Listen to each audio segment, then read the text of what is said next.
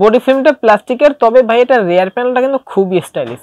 তবে ভাই আপনারা যদি আউটডোরে সানলাইট নিয়ে যান সেক্ষেত্রে দেখতে কিন্তু খুবই সুন্দর লাগে, মানে দেখতে অন্যরকম একটা ফিল হয় ভাই।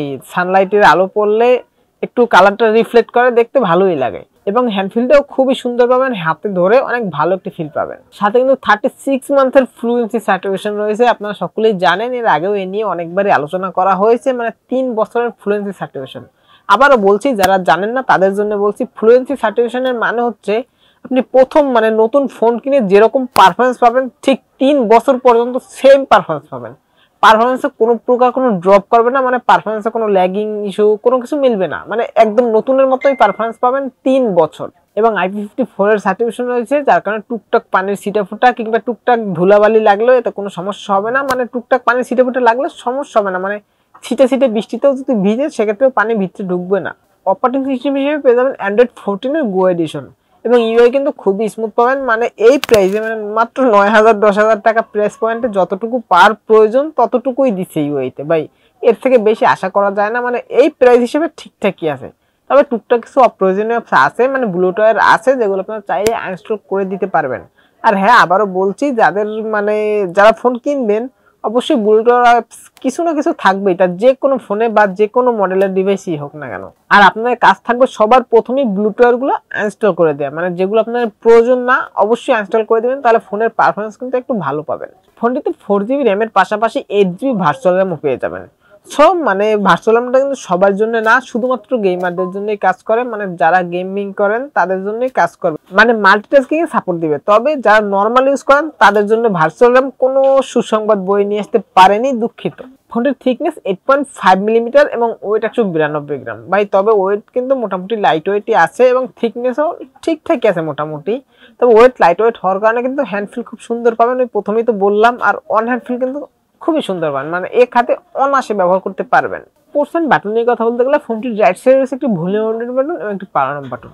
তবে এই পাওয়ার অন বাটনটি কিন্তু side mounted physical fingerprint sensor হিসেবে কাজ করবে, যেটা খুবই ফাস্ট অ্যান্ড অ্যাকুরেট, মানে টাচ করার সাথে সাথে আনলক করে ফেলছিল। হ্যাঁ, একটু ডিলে মনে হতে পারে ভাই, প্রেসটাও কিন্তু মাথায় রাখতে হবে প্রেসটা কোন লেভেলের।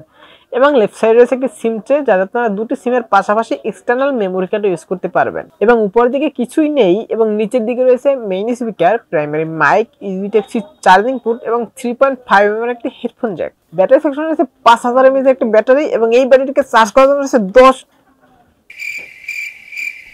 10 ওয়াটের চার্জার। না না ভাই, বুঝিনি যে কম হয়ে গেছে, তাহলে আর হাত তুলতাম না এত খুশি হয়ে, মানে এখানে আসলেই কম হয়ে গেছে। এখানে যদি 18 ওয়াটের একটু ফাস্ট চার্জার দিত তাহলে ভালো হতো। তবে এই ব্যাটারিটিকে ফুল চার্জ করে যদি নর্মাল ইউজ করেন সেক্ষেত্রে 1.5 দিনের কাছাকাছি ব্যাকআপ পেয়ে যাবেন। এবং যদি হেভি ইউজ করেন, মানে একটানা গেম প্লে করেন অথবা একটানা মুভি দেখেন, সেক্ষেত্রে 6 থেকে 6.5 ঘন্টার মতো ব্যাকআপ অনায়াসে পেয়ে যাবেন।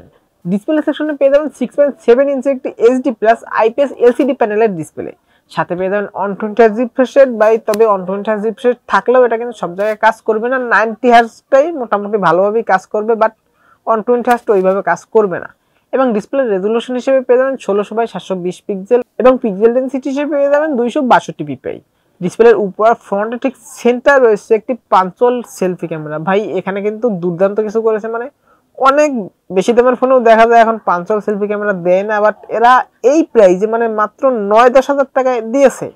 এবং চিন বেজেল নিয়ে কথা বলতে গেলে ভাই, চিন বেজেল ভালোই সিমেট্রিক্যাল করার চেষ্টা করেছে, মানে বাজেট হিসেবে ঠিকঠাকই আছে। ডিসপ্লেটির ব্রাইটনেস নিয়ে কথা বলতে গেলে ভাই, এখানে একটু কমপ্লেনের সুযোগ রয়েছে, মানে ইনডোরে তো দুর্দান্ত ব্রাইটনেস পাবেন ভাই, একদম লাইট ডিসপ্লে, একদম ব্রাইট ডিসপ্লে, বাট আউটডোরে সেখানে একটু ব্রাইটনেসের ঘাটতি মিলবে, মানে ডিরেক্ট সানলাইটের নিচে গেলে একটু ব্রাইটনেসের ঘাটতি মিলবে, বাট যদি শ্যাডো এরিয়া যান বা যেখানে ছায়া পড়ে সেখানে মোটামুটি ব্রাইটনেস চালিয়ে নেওয়ার মতো। ফোনটির রিয়ার প্যানেল পেয়ে যাবেন ভাই 13 মেগাপিক্সেলের ডুয়েল ক্যামেরা সেটআপ। এটা ভাই পিকচার কোয়ালিটি নিয়ে কথা বলতে গেলে পিকচার কোয়ালিটি মোটামুটি ঠিকঠাকই আছে, মানে ভাই প্রাইস হিসেবে যতটুকু থাকার প্রয়োজন ঠিকঠাকই আছে।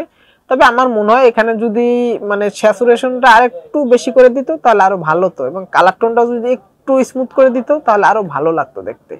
এবং ফ্রন্টে পেয়ে যাবেন 8 মেগাপিক্সেলের সেলফি ক্যামেরা। ফোনটির মেইন ক্যামেরা মানে রিয়ার ক্যামেরা দিয়ে সর্বোচ্চ ভিডিও শুট করতে পারেন ভাই 1080p 30fps। তবে এখানে কিন্তু কোনো প্রকার কোনো ভয়েস সাপোর্ট নেই, সো বুঝতেই পারতেছেন ভিডিও রেকর্ড করার সময় সাবধানে ভিডিও রেকর্ড করবেন, যাতে সেকি আপনার না আসে বা হাত কাঁপাকাঁপি না করে, তাহলে স্মুথ ভিডিও পাবেন। এবং ফটো তোলার সময় চেষ্টা করবেন হাতটা স্টেবল রাখার, তাহলে আরো ভালো একটু পিকচার কোয়ালিটি পাবেন। প্রসেসর হিসেবে পেয়ে যাবেন ইউনিসকের T603 প্রসেসর, এটা একটি অক্টাকোর প্রসেসর এবং এটি ট্রানজিস্টর সাইজ কিন্তু ভাই 12 ন্যানোমিটার। সো মানে গেমিং মোটামুটি টুকটাক প্লে করতে পারবেন, ওই হাই লেভেলের গেমসগুলো প্লে করতে পারবেন না, টুকটাক মোটামুটি 3D টাইপের গেমগুলো আপনারা স্মুথলি প্লে করতে পারবেন। জিপি হিসেবে পেয়ে যাবেন মালি G57। তবে ভাই সবই জানা হলো, প্রাইস জানা হলো না, মানে এই ফোনটির 428GB ভ্যারিয়েন্টের দাম রাখা হয়েছে 9,990 টাকা। ফোনটির ভালো দিক এবং খারাপ দিক নিয়ে কথা বলতে গেলে সবার প্রথমে যদি ভালো দিক নিয়ে কথা বলি, তাহলে সবার প্রথমেই আসে ভাই IP54 সার্টিফিকেশন এবং প্রসেসরটা মোটামুটি ঠিকঠাকই আছে, মানে প্রাইস হিসেবে বাজেট হিসেবে ঠিকঠাকই আছে, ডিসপ্লেও ভালোই পাবেন এই প্রাইসে। এবং ভাই 36 মান্থের ফ্লুয়েন্সি সার্টিফিকেশন, মানে 3 বছর পর্যন্ত সেম পারফরমেন্স পাবেন, একদম নতুনের মতো পারফরমেন্স পাবেন। এবং খারাপ দিক নিয়ে কথা বলতে গেলে সবার প্রথমে আসে ভাই 4GB র্যাম। আমরা জানি বর্তমানে অ্যাপসগুলো অনেকটাই ভারী হয়ে থাকে, যার কারণে র্যামটা একটু বেশি দিলে আরো ভালো হয়।